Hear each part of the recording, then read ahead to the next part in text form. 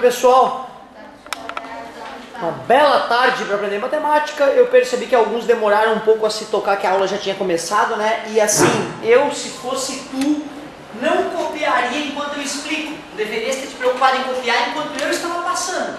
Agora, se eu estou explicando que tu estás copiando, é impossível que tu aprenda, né? O teu cérebro e o cérebro de ninguém tem a capacidade de copiar e prestar atenção ao mesmo tempo, certo? Então, se fosse tu, se tu não copiou, assista o vídeo amanhã e pause e copie, porque agora já não dá mais de copiar, não vai dar tempo.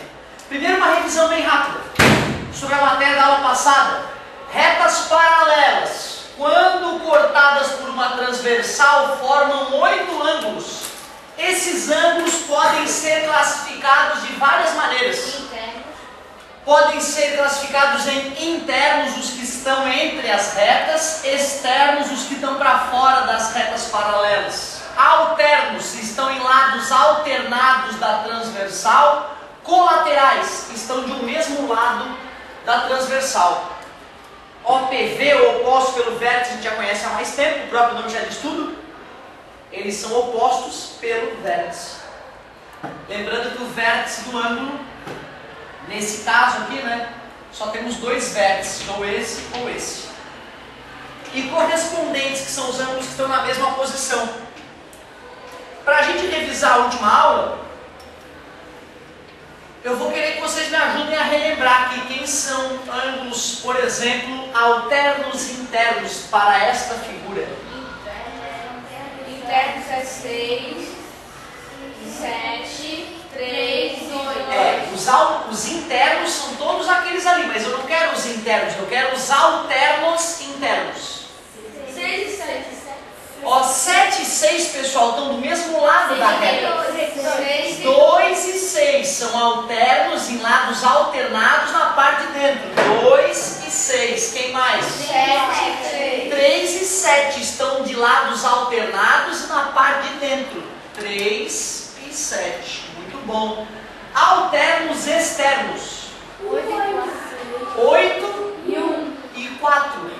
Ó, esse aqui é externo e realmente está do outro lado, só que a gente tem que pensar que é um na parte de cima e outro na parte de baixo. Então é 8 com 4. 8 e 4. Tem mais? 5 e 1. É isso aí. 5 e 1. Ou 1 e 5. Tanto faz. 4 e 1. Agora vamos lá. Alternos externos. A gente fez agora? Ah, a gente acabou de fazer, né? Eu marquei no lugar errado. Me perdoe. Alternos externos. 8 e 4, ou 4 e 8, 5 e 1, ou 1 e 5. Agora vamos para os colaterais internos. 6 E 7, né? Para estar do mesmo lado na parte de dentro. 6 e 7. 3 e 2, ou 2 e 3. Quem mais? Agora não, colaterais externos agora. 1 e 4 do mesmo lado. 8 e 5 da parte de fora e do mesmo lado. Opostos pelo vértice. 5 e 3, quem mais? 4 com 6, ou 6 e 4, quem mais? 2 e 8, ou 8 e 2 também. 7 e 1, todos são OPV, opostos pelo vértice. E quem são correspondentes? 7 com 5, está na mesma posição, na parte de baixo ali com a paralela. 5 e 7. 2 e 4. 3 e 1, 3 e 1, parabéns. 2 e 4. Deixa eu ver, 2 com 4 também. 2 e 4. 8 e 6, muito bem. 8 e 6. 4 é com 2, ou 4 já foi, 4 e 2 já? Não, ainda não, acho que falta 7 e 5 foi, o 6 e o 8 foi, 1 e 3 foi, foi tudo então, 1, 2, 3, 4, show de bola.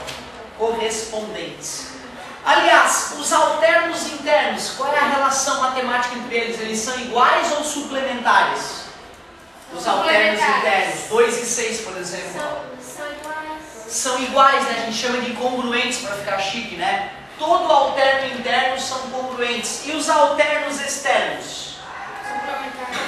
O 8 e o 4, ó, o que eles são? São suplementares ou congruentes? Congruentes. suplementar, um tem que ser grande e outro pequeno, né? Então são congruentes. Resumindo, os alternos, sejam internos ou externos, são congruentes.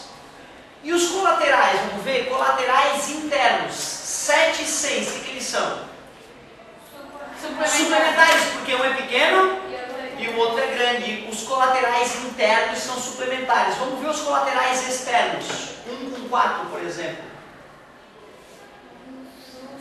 Também são suplementares. Resumindo, os colaterais, sendo internos ou externos, são sempre suplementares, ou seja, somados 180. Obrigado. OPV, o que acontece com ângulos OPV? Complementares ou congruentes? Deixa eu ver, o 8 é grandão, o 2 é grandão, congruentes. O 1 é pequenininho, o 7 é pequenininho, OPV, são congruentes. Sempre que dois ângulos são opostos pelo vértice, são congruentes, ou seja, tem o mesmo valor, mesma medida. E os ângulos correspondentes, tipo 2 e 4, tipo 3 e 1, são o quê? Congruentes. Também são congruentes, ou seja, os únicos que são suplementares são os colaterais, né? Os outros são todos congruentes. Isso é revisão da aula passada. Agora vamos falar um pouquinho sobre aquilo que eu te pedi para ler, que era a página 4, né? O que tu leu teoricamente, se tu leu bem legal, se prestou bastante atenção, tu compreendeu isso aí que eu coloquei no quadro. Ó. Vamos revisar então, para a gente continuar pela correção da tarefa. Fala, querida. Corrigir a tarefa. Isso, já.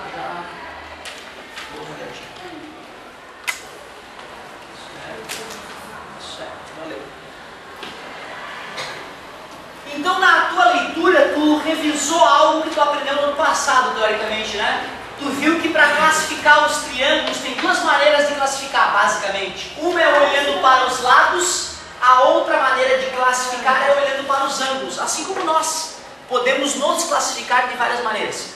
Podemos classificar os alunos pela origem, certo? Se é a origem espanhola, portuguesa, italiana, alemã.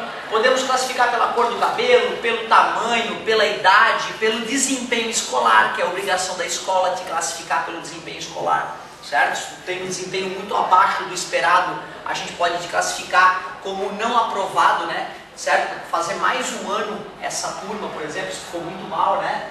É uma coisa rara de acontecer, mas às vezes acaba acontecendo. A gente classifica os alunos das diversas maneiras, diversas. E aqui nós vamos classificar os triângulos de duas maneiras só. Em relação aos lados ou em relação aos ângulos. Quando nós classificamos os triângulos em relação aos lados, a gente tem que comparar o tamanho de cada lado. Se são a mesma medida. Isso, se todos eles têm o mesmo tamanho, a gente chama de equilátero. Equi significa igual e látero é lado em latim. Então equilátero, mesmo lado, lado igual. O próprio nome já diz que o triângulo equilátero tem todos os lados iguais. Visualmente é bem fácil de identificar um triângulo equilátero. Tu consegue perceber visualmente que todos eles têm o mesmo lado. Fica tranquilo. O triângulo isósceles, ele só tem dois lados iguais. É muito comum a gente representar um triângulo isósceles dessa maneira. Ó. Esses dois lados maiores são nitidamente iguais e a base é pequenininha. Então seria um exemplo de um triângulo isósceles.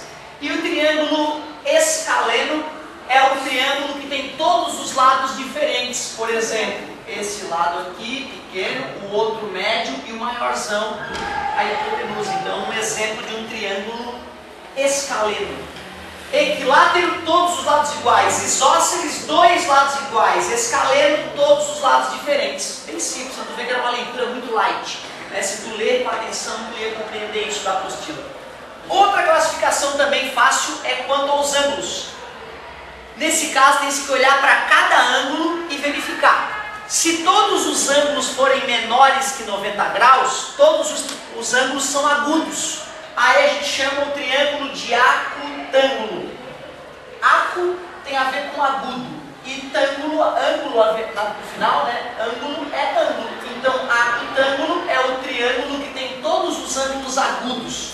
O que é agudo mesmo? Menor que 90 graus. Isso, menor que 90 graus, é isso mesmo.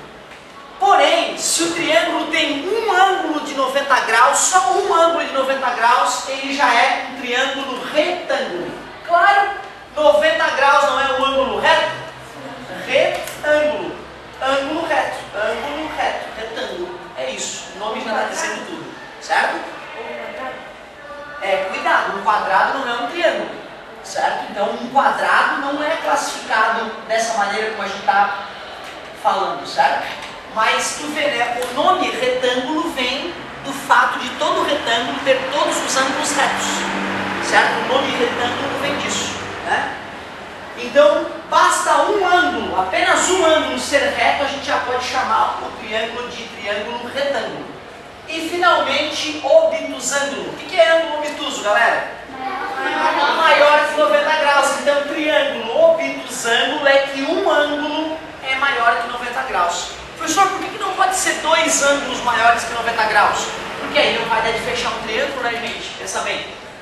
Se um dos ângulos já é maior que 90, isso aqui já deu maior que 90 graus. Se o outro ângulo também for maior que 90, como é que eu vou fechar um triângulo? Não dá para fechar triângulo, né? Certo? Até porque a soma dos ângulos internos de um triângulo dá sempre 180 graus. Se tiver dois maiores que 90, já não vai dar para fazer triângulo.